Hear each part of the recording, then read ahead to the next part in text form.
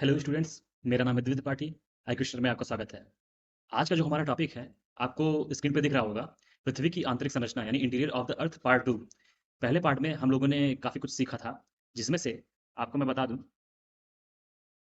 पिछले पार्ट में हम लोगों ने काफ़ी कुछ सीखा था, जिनमें से बेसिक अंडरस्टैंडिंग जो थी अर्थ के इंटीरियर में क्या-क्या चीज़ें हैं और कैसे हम उनके बारे में नॉलेज कर सकते हैं, कैसे हम उनके बारे में पता कर सकते हैं, उसका मेथड क्या है, ये हम लोगों ने समझा। बेसिक चीज़ें समझ में आ गई हम लोगों को। उसके बाद जो इसका स्ट्रक्चर है, जो हम विधि अपनाते हैं, जो मेथड अपनाते हैं उसको समझने के लिए, उसके दौरान हम ये समझ गए कि उसका स्ट्रक्चर कैसा है।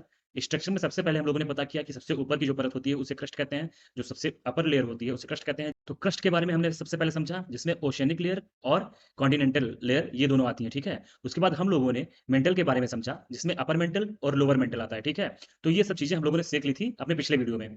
मेंटल में ऐसी एक अवस्था पाई जाती है जो कि बहुत ही लचीली होती है, बहुत ही प्लास्टिक स्टेज रहती है, जो अर्धद्रवित अवस्था में होती है, सेमी लिक्विड कंडीशन में होती है। उसे हम कहते हैं एस्थेनोस्फीयर यानी कि ध्रुवल मंडल, ठीक है? तो इसके बारे में हम लोगों को भी नॉलेज हो गई थी, जिसमें हमारी प्लेटें तैर रही हैं। तो कुल मिला के हम लोगों ने क्रस्ट और मेंटल और उसका अर्थ का स्ट्रक्चर, बेसिक चीज़ें हम लोगों ने सीख ली थी। अब चलिए बात करते हैं क्रस्ट और मेंटल के बाद एक बहुत ही इंपॉर्टेंट पार्ट रहता है अर्थ का, जो सबसे लास्ट लेयर होती है पृथ्वी की, वो होती है कोर, ठीक है? तो उसके बारे में आज हम लोग जानेंगे और ये भी समझेंगे कि हमारे जो अर्थ है उसके अंदर जाने पे तापमान कैसे बढ़ता है, कितना बढ़ता है और उसमें डेंसिटी कैसे बढ़ती है, कितनी बढ़ती है और कई सारी चीज़ें हम लोग समझेंगे, ठीक है? तो चलिए स्टार्ट करते हैं आज का टॉपिक और आसानी से समझते हैं इस टॉपिक को, बहुत मज़ा आने वाला है। जैसे हम लोगों ने पढ़ा था, जैसे कि इसको मैं बताने से पहले मैं आपको एक फिगर के माध्यम से बता दे रहा हूँ। जैसे ये पृथ्वी है हम लोगों की, ठीक है? और उसके बाद यहाँ पे एक ऐसे परत पाई जाती है और उसके बाद एक ऐसे और उसके बाद एक ऐसे, ठीक है? तो इसके बारे में हम लोगों ने पढ़ा, ये हो गया क्रस्ट, ठीक है? और उसके बाद ये दूसरा हो गया मेंटल और उसके बाद जो तीसरा आता है वो होता है कोर। तो मेंटल के बारे में हम लोगों ने अलग-अलग पढ़ लिया, अपर मेंटल और एस्थेनोस्फीयर और लास्ट मेंटल, इसके बारे में हम लोगों ने पढ़ लिया है। उसके बाद अब हम लोग देखते हैं कोर में। तो कोर में 2 पार्ट होते हैं, जैसे कि आपको ये दिख रहा है, ये फर्स्ट, ये सेकंड, ठीक है? तो ये कोर के ही पार्ट हैं। तो ये है अपर कोर और ये है जो अंदर है, जो सेकंड पॉइंट हम लोगों ने डिनोट किया है, वो है इनर कोर या फिर अपर कोर को कह सकते हैं आउटर कोर, ठीक है? आउटर कोर और उसके बाद इनर कोर। ये कह सकते हैं कि ये जो ब्लू कलर से मैं मेंशन कर रहा हूँ, ये जो घेरा बना रहा हूँ, सर्किल बना रहा हूँ, ये है मेंटल को अलग कर रहा है कोर, ठीक है? जब परतें अलग होती हैं उसके बारे में हमने आपको बताया था, डिस्कंटिन्यूटी उसको कहते हैं, ठीक है? जैसे कि क्रस्ट से जो मेंटल अलग हो रहा है उसके बारे में जो हम लोगों ने अलग किया था, उसमें हम लोगों ने पढ़ा था कि डिस्कंटिन्यूटी होती है। उसी तरीके से जब मेंटल अलग होता है कोर से, तो उसका भी एक नाम दिया गया है जिसको हम कहते हैं गुटेनबर्ग डिस्कंटिन्यूटी, ठीक है? ये हो गया आपका गुटेनबर्ग डिस्कंटिन्यूटी, मेंटल को अलग करने वाला कोर से। आपका कोर है वो मेनली बना होता है निकेल और फेरस से। फेरस मतलब लोहा और निकेल से मिलके आपका ये मेनली बना होता है कोर, ठीक है? तो ये अपने आप में बहुत भारी तत्व होते हैं। तो इन तत्वों से मिलके आपका जो पृथ्वी का कोर है ये बना होता है। तो आपको इतना पता चल गया। तो अगर निकेल की बात करें तो निकेल हो गया एनआई और फेरस की बात करें, ठीक है? निकेल और फेरस से मिलके बना है, तो निकेल की बात करें तो एनआई हो गया और फेरस की बात करें तो एफई हो गया। तो इससे हो जाता है निफे। हम इसको इस परत को निफे भी कहते हैं, ठीक है? नॉर्मल इसको अगर निफे की बात की जाए तो आप समझ जाइए कि कोर की बात हो रही है। तो इस तरीके से हम लोगों ने 3 पॉइंट समझ लिया। अब चलिए आगे बढ़ते हैं। अगर अर्थ के कोर के वॉल्यूम की बात की जाए, यानी कि आयतन की बात की जाए, तो वो अर्थ के टोटल वॉल्यूम का 15% होता है, हाँ। अगर 100% अगर टोटल मान लिया जाए पृथ्वी का वॉल्यूम, तो उसका 15% ये हो जाएगा कोर का वॉल्यूम, ठीक है? और अगर उसके बाद इसके अगर द्रव्यमान की बात करते हैं, मास की बात करते हैं, तो ये मास होता है टोटल जो मास होता है अर्थ का, उसका 32.5% यानी 32.5% होता है, जो टोटल अर्थ का मास होता है उसका, ठीक है? तो आप ये याद रखिएगा, यहाँ पे आप देख सकते हैं कि अप्रॉक्स 15% इसका टोटल अर्थ के वॉल्यूम का होता है और उसके बाद 32.5% होता है टोटल मास का। जो अर्थ का टोटल मास होता है उसका 32.5% इसका मास होता है, ठीक है? और उसके बाद अगर इसके घनत्व की बात करें, जो कोर का घनत्व होता है, डेंसिटी होती है, क्योंकि अंदर जाने पे जो मतलब इसकी डेंसिटी होती है, अर्थ की डेंसिटी होती है, वो बढ़ती जाती है। और इसमें जो सबसे ज़्यादा डेंसिटी होती है, वो कोर में ही पाई जाती है। अगर कोर की डेंसिटी की बात करें, तो इसमें होता है 9.5 ग्राम प्रति सेंटीमीटर क्यूब से लेके 14.5 ग्राम प्रति सेंटीमीटर क्यूब। जो डेंसिटी की यूनिट होती है, वो ग्राम प्रति सेंटीमीटर क्यूब होती है, ठीक है? तो आप ये याद रखिएगा कि जो कोर की डेंसिटी होती है, वो 9.5 से लेके 14.5 ग्राम प्रति सेंटीमीटर क्यूब होती है, ठीक है? ये अपने आप में सबसे ज़्यादा इसकी डेंसिटी है, क्योंकि कोर में आपको पता ही है कि निकेल और फेरस पाए जाते हैं, इस वजह से भारी तत्वों की वजह से यहाँ पे डेंसिटी भी बढ़ जाती है।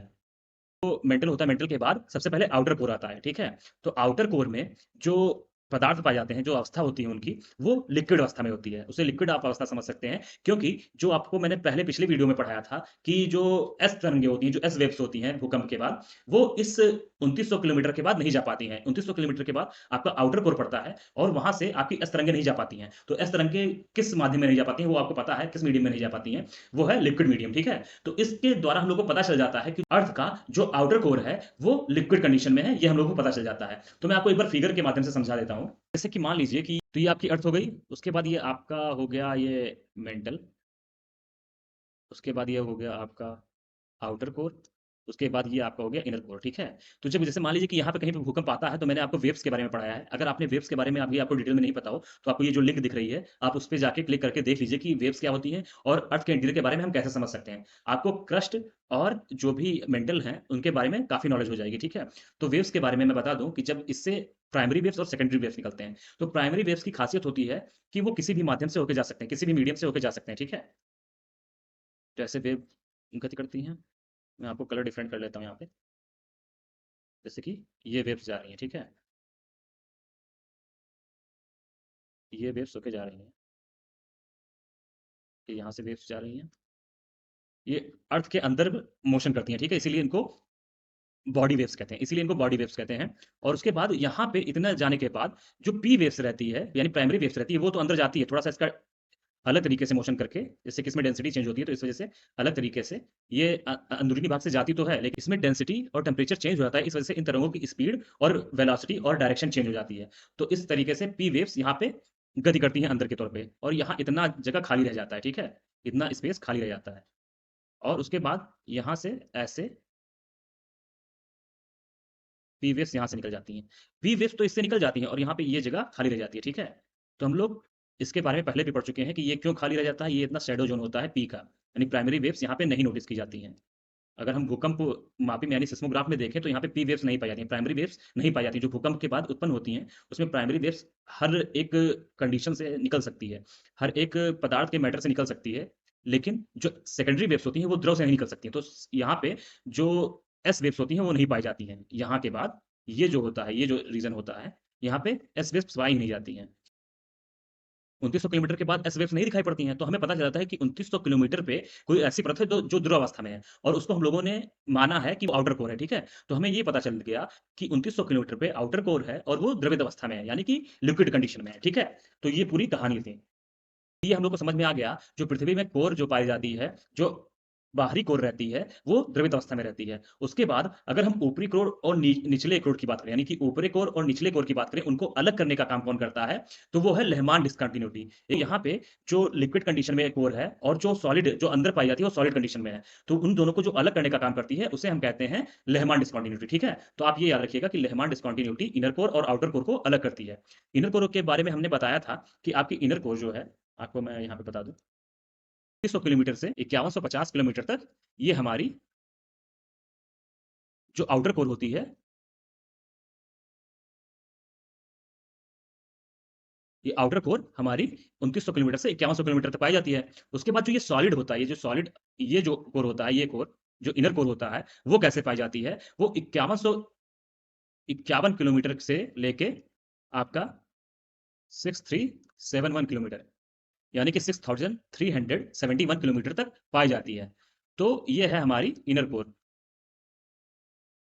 तो इनर कोर आपका पाया जाता है 5151 किलोमीटर से लेके 6371 किलोमीटर, यानी कि 5151 किलोमीटर से लेके 6371 किलोमीटर तक आपका इनर कोर पाया जाता है। और जो ये कोर रहता है वो सॉलिड कंडीशन में रहता है, क्योंकि इसमें निकेल और फेरस तत्व पाए जाते हैं, ठीक है? तो आपका जो इनर कोर रहता है वो सॉलिड कंडीशन में पाया जाता है और आउटर कोर जो रहता है वो लिक्विड अवस्था में पाया जाता है। लेकिन अब ये आपको मैं बताना चाह रहा हूँ कि इसको बताने के लिए जो इनको अलग करने का काम करता है, ये एक डिस्कंटिन्यूटी होती है, ये यहाँ पे, क्योंकि इनका जो डेंसिटी रहता है वो चेंज होता है, तो इस वजह से जहाँ-जहाँ पे ये लोग अलग हो रही हैं, ये परतें अलग हो रही हैं, यानी कि अपर जो कोर थी, वो पाई जा रही थी लिक्विड कंडीशन में, उसके बाद फिर डेंसिटी बढ़ गई और वो सॉलिड कंडीशन में पाई जा रही है। तो जहाँ से ये परतें अलग हो रही हैं, ये लेयर्स अलग हो रही हैं, उनका नाम क्या है? तो इस डिस्कंटिन्यूटी का नाम है लेहमान डिस्कंटिन्यूटी।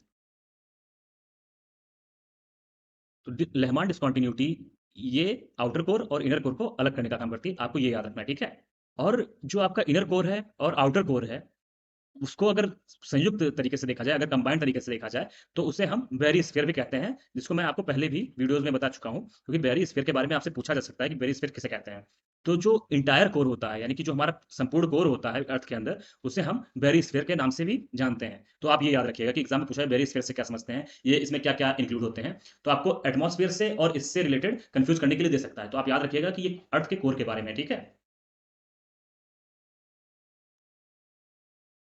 अब यहाँ पे फिगर के मीडियम से हम लोग देख सकते हैं कि जो ये हमारा क्रस्ट है सबसे पहले पाया जाता है, ठीक है? ये हमारा क्रस्ट पाया जा रहा है और उसके ये यहाँ पे आप देख सकते हैं ये अलग से, ये क्रस्ट हो गया और उसके बाद ये जो है, ये हो गया आपका मेंटल और ये जो आपका है, ये देखिए, ये यहाँ से लेके यहाँ तक आपका मेंटल हो गया, ठीक है? यहाँ से लेके यहाँ तक आपका मेंटल हो गया और उसके बाद ये आउटर कोर हो गया, जो आपको लिक्विड कंडीशन में मिल रही है। ये आपका क्रस्ट हो गया है, यहाँ इतना जो आपको दिख रहा है 5 से 50 किलोमीटर तक और उसके बाद आपको जो ये फिगर में दिख रहा है, जहाँ से मैं एरो डिनोट कर रहा हूँ, ये आपका हो गया 2900 किलोमीटर तक मेंटल, ठीक है? और 2900 किलोमीटर के बाद मैंने बताया कि लिक्विड कंडीशन में पाई जाती है, तो ये हो गया आपका आउटर कोर और उसके बाद ये जो आपको व्हाइट व्हाइट कलर से दिख रहा है, जो कि 5100 किलोमीटर से है, यानी कि 5100 किलोमीटर से है, वो आपको दिख रहा है 6370 किलोमीटर तक, वो है आपका इनर कोर, ठीक है? और जो इनको जो यहाँ पे अलग करने का काम करता है, ये देखिए यहाँ पे जो अलग कर रहे हैं, ये जो आपका जहाँ से ये सारी व्हाइट व्हाइट वाला जो अलग हो रहा है इससे, उसी को हम कहते हैं लेमान डिस्कंटिन्यूटी, ठीक है? आप ये याद रखिएगा। तो फिगर के माध्यम से आप समझ सकते हैं कि इंटीरियर इसका क्या है, इंटीरियर फिनोमेना इसका क्या है। तो ये सारी चीज़ें आपको समझ में आ गई होंगी। तो चलिए अब आगे बढ़ते हैं। अब देखते हैं कि अर्थ में जो टेम्परेचर है, प्रेशर है और डेंसिटी है, वो किस तरीके से अर्थ के अंदर में काम करती है, ठीक है? बाहर हम लोगों को पता है कि अर्थ सरफेस पे कैसा फ़ील होता है। अब देखते हैं अर्थ के इंटीरियर में टेम्परेचर, डेंसिटी और प्रेशर कैसे कार्य करता है। तो जब भी हम गहराई में जाते हैं, अर्थ की गहराई में जाते हैं, तो वहाँ पे टेम्परेचर हमेशा बढ़ता दिखाई देता है। जैसे मान लीजिए कि आप कोई कुआँ खोद रहे हो या फिर खदान कोई हो, तो वहाँ पे जब माइनिंग हुआ करती है, तो वहाँ पे भी बहुत गर्मी रहती है। और आपने देखा होगा गाँव में जो कुआँ खोदते हैं, वहाँ पे भी लोग जब निकलते हैं तो पसीने से तरबतर रहते हैं, नॉर्मल कंडीशन में भी। तो ये होता है कि जब अर्थ के अंदर हम जाते हैं, तो वहाँ पे टेम्परेचर ऑटोमैटिक बढ़ने लगता है। तो अब ये जानते हैं कि ये आखिर टेम्परेचर बढ़ता क्यों है? तो इसका मेन रीज़न यही है कि जो हमारी पृथ्वी है, उसके जो निचले परत में जो हमारी पृथ्वी है, उसमें काफ़ी ज़्यादा बड़े पैमाने पे मैग्मा पाया जाता है इंटीरियर में अर्थ के। तो वो आपके एनर्जी का और हीट का सोर्स रहता है अर्थ पे। तो इसी वजह से अर्थ के जब अंदर हम लोग जाते हैं, एंट्री करते हैं, तो वहाँ पे डेंसिटी के बढ़ने के साथ ही तापमान में इसलिए बढ़ोतरी होती है क्योंकि वहाँ पे मैग्मा पिघले अवस्था में पाए जाते हैं। जब इसका अध्ययन किया जा रहा था, जब इसकी स्टडी की जा रही थी कि इसके टेम्परेचर में क्यों वेरी मतलब कि इसका टेम्परेचर अंदर जाने पे कैसा रहता है, तो भूगोलवेत्ताओं ने, जो भी ज्योग्राफर्स हैं या फिर जो भी साइंटिस्ट हैं, उन्होंने पता किया तो पाया उन्होंने कि जब भी कोई तरंगे जाती हैं, यानी एस वेव्स या पी वेव्स जाती हैं, उनके स्पीड में, वेलोसिटी में चेंजेस आते हैं, उनके डायरेक्शन में भी चेंजेस आते हैं। तो जिससे उनके जो डेंसिटी होती है, वो चेंज होती है और जो भी होता है टेम्परेचर वो भी चेंज होता है। तो टेम्परेचर और डेंसिटी के चेंज होने के कारण वहाँ पे जो वेलोसिटी है वो भी चेंज होती है। तो इससे ये पता चल जाता है कि जब अंदर जाएँगे तो ऐसा नहीं है कि टेम्परेचर एक जैसा ही बढ़ेगा। जो दर होती है, जो रेट होता है टेम्परेचर बढ़ने का, वो समान नहीं रहता। वो मतलब कि जैसे गहराई के साथ चेंज होता रहता है। जैसे कभी ज़्यादा हो गया टेम्परेचर, उसके बाद कभी कम हो गया। तो इस तरीके से उनका दर समान नहीं रहता है, चेंज हुआ करता है। तो ये पता चल गया। तो कितने किलोमीटर पे कितना होता है और कैसे होता है, ये भी ज्योग्राफर्स ने पता किया, साइंटिस्ट ने पता किया, उसके बारे में भी एक बार समझ लेते हैं। पृथ्वी में अंदर जाने पे गहराई के साथ जो भी टेम्परेचर बढ़ने की जो स्पीड होती है, जो रेट होती है, वो कम हो जाती है। पहले आपका 32 मीटर पे बढ़ रहा था 1 डिग्री सेल्सियस, उसके बाद 100 किलोमीटर के बाद बढ़ने लगा 12 डिग्री सेल्सियस, उसके बाद 300 किलोमीटर के बाद बढ़ने लगा आपका 20 डिग्री सेल्सियस, उसके बाद कुछ दूरी के बाद आपका 10 डिग्री सेल्सियस बढ़ने लगता है, यानी कि कम हो जाता है, ठीक है? तो इस तरीके से आप समझ सकते हैं कि गहराई में कोई रेट सेम नहीं रहता है टेम्परेचर बढ़ने का, ठीक है? और अगर ऐसे ऐसे करते हुए अगर हम केंद्र तक जाएँ, अर्थ के कोर तक जाएँ, तो वहाँ का तापमान 3000 डिग्री सेल्सियस से 5000 डिग्री सेल्सियस तक देखा जा सकता है, ठीक है? और ये रासायनिक क्रियाओं की वजह से यानी जो केमिकल रिएक्शंस होते हैं, जो अंदर रेडिएशन भी पाए जाते हैं, रेडियो एक्टिव पदार्थ भी पाए जाते हैं, तो उनके वजह से इनका तापमान बढ़ भी सकता है, ठीक है? तो ये सब चीज़ें होती हैं और अगर आप ये सोच रहे होंगे कि जब अर्थ में टेम्परेचर बढ़ता जा रहा है अंदर जाने पे, तो पूरा जो अर्थ का कोर है, जो इनर कोर है, वो सॉलिड कैसे रह गया? जो आउटर कोर था, वो लिक्विड अवस्था में हो गया क्योंकि टेम्परेचर और प्रेशर था, मायने में था, ठीक है? उस वजह से वो लिक्विड अवस्था में हो गया। लेकिन जो इनर कोर रहता है, वो बहुत ज़्यादा उसपे प्रेशर पड़ा रहता है। प्रेशर की वजह से और प्रेशर की वजह से वहाँ पे टेम्परेचर ज़्यादा इफेक्टिव नहीं हो पाता। इस वजह से वो लिक्विड नहीं सॉलिड अवस्था में होता है। उसके जो कैरेक्टरिस्टिक्स होते हैं, वो सॉलिड तरीके से होते हैं। ठीक है? अब ये हो गई टेम्परेचर की बात, ठीक है? टेम्परेचर कैसे-कैसे ज़्यादा हो रहा है, कैसे-कैसे कम हो रहा है, क्या स्पीड है, क्या रेट है, ये सब हम लोगों को पता चल गया। अब उसके बाद पता करते हैं कि प्रेशर का क्या हाल है अंदर जाने पे। अब प्रेशर देखते हैं, जैसे कि हम लोगों के ऊपर अगर प्रेशर डाल दिया जाए, अगर एग्ज़ाम्स का और ज़िम्मेदारियों का, हर चीज़ों का, तो हम लोग दबे महसूस करेंगे। उसी तरीके से ये जब अर्थ का जो सरफेस रहता है, वहाँ पे कम प्रेशर रहता है। उसके बाद जब अंदर जाते हैं, तो चट्टानों का और प्रेशर हो जाता है, तो इस वजह से और दबाव महसूस करता है और प्रेशर हो जाता है। तो जैसे-जैसे अंदर जाते हैं, वैसे-वैसे चट्टानों का प्रेशर बढ़ता जाता है उस पॉइंट पे, तो इस वजह से प्रेशर बढ़ता रहता है अंदर जाने पे, ठीक है? तो आप ऐसे समझ सकते हैं। तो अगर हम प्रेशर के कंपेयर की बात करें नॉर्मली समझने के लिए, जो एटमॉस्फेयर का सी लेवल पे प्रेशर होता है, सी लेवल पर अगर एटमॉस्फेयर द्वारा जो प्रेशर लगाया जाता है, अगर हम अंदर की बात करें, जो अर्थ के इंटीरियर की बात करें, अगर वहाँ के प्रेशर से कंपेयर करें, तो वो वहाँ के प्रेशर का जो सी लेवल पे एटमॉस्फेयर का प्रेशर लग रहा है, उसके कम से कम 3 से 4 मिलियन गुना ज़्यादा होगा। इतना प्रेशर पड़ता है अंदर, ठीक है? तो ये ऐसे हम समझ सकते हैं कि यहाँ पे प्रेशर की स्थिति क्या है, प्रेशर की कंडीशन क्या है। अब आगे बढ़ते हैं। अब ये हो गया आपका प्रेशर की बात कंप्लीट हो गई। अब उसके बाद बात करते हैं घनत्व की। घनत्व मतलब आपका डेंसिटी, आप इंग्लिश में समझ सकते हैं। पृथ्वी के अंदर जाने पे दबाव के कारण, क्योंकि दबाव भी बहुत ज़्यादा है और यहाँ पे भारी पदार्थों की मौजूदगी भी है, यानी कि भारी पदार्थ भी यहाँ पे पाए जाते हैं। इस वजह से अंदर जाने पे यहाँ पे डेंसिटी में भी भारी मात्रा में चेंजेज़ आते हैं, यानी यहाँ पे डेंसिटी भी बढ़ती जाती है, ठीक है? तो आपको ये भी ध्यान रखना है कि पृथ्वी के अंदर जाने पे डेंसिटी भी बढ़ती चली जाती है। जैसे कि आप समझ सकते हैं कि सबसे लास्ट में कोर में अगर देखा जाए डेंसिटी, तो 14.5 ग्राम प्रति सेंटीमीटर क्यूब हो जाती है। तो ये अपने आप में बहुत ज़्यादा डेंसिटी है अर्थ की, ठीक है? अर्थ के कोर की। अब लास्ट में एक फिगर के माध्यम से मैं आपको पूरा फाइनलाइज़ कर रहा हूँ। इसमें बहुत ज़्यादा पार्ट में बाँटा गया है, लेकिन मैं आपको क्लियर कर रहा हूँ कि क्या-क्या चीज़ें हैं और किस-किस तरीके से हम समझ सकते हैं। तो आपको यहाँ पे जो दिख रहा है, ये जो आपको ब्राउन-ब्राउन दिख रहा है, ये हो गया कॉन्टिनेंटल क्रस्ट, यानी इसी को कहते सकते हैं सियाल, क्योंकि इसमें सिलिकॉन पाया जाता है, Si, और एल्यूमीनियम पाया जाता है, ठीक है? इसमें ज़्यादा अधिकता रहती है इन तत्वों की, तो इस वजह से इनको सियाल भी कहते हैं। तो ये आपका हो गया कॉन्टिनेंटल क्रस्ट। उसके बाद बात करते हैं ओशियनिक क्रस्ट की, जो आपका ये ग्रीन-ग्रीन से दिख रहा है। तो ये होता है सिलिकॉन और मैग्नीशियम से मिलके बना होता है। तो इस वजह से इसको सीमा भी कह देते हैं। तो ये आपका हो गया सियाल और सीमा हो गया। उसके बाद आपका आता है अपर मोस्ट मेंटल, यानी कि जो ऊपरी मेंटल होता है, जो सॉलिड स्टेट में होता है, उसे हम कहते हैं अपर मोस्ट मेंटल। तो ये आपका एस्थेनोस्फीयर के ऊपर पाया जाता है। एस्थेनोस्फीयर जो आपका जो लिक्विड अवस्था में पाया जाता है मेंटल, उसे एस्थेनोस्फीयर कहते हैं। तो उसके ऊपर जो पाया जाता है, उसे हम सॉलिड मेंटल या फिर अपर मेंटल कहते हैं। और जो ये अपर मेंटल होता है और जो सीमा और सियाल होते हैं, उनको ऐड करते हैं, तब आपका लिथोस्फीयर का निर्माण होता है, यानी कि स्थल मंडल का निर्माण होता है। ये जो आपको लिथोस्फीयर दिख रहा है, तो ये आपका 5 किलोमीटर से लेके 100 किलोमीटर के बीच की स्थिति होती है, जिसमें आपका सीमा सीमा और सियाल और आपका अपर मेंटल, अपर सॉलिड मेंटल पाए जाते हैं। तो इनसे निर्माण होता है आपके लिथोस्फीयर का, यानी स्थल मंडल का।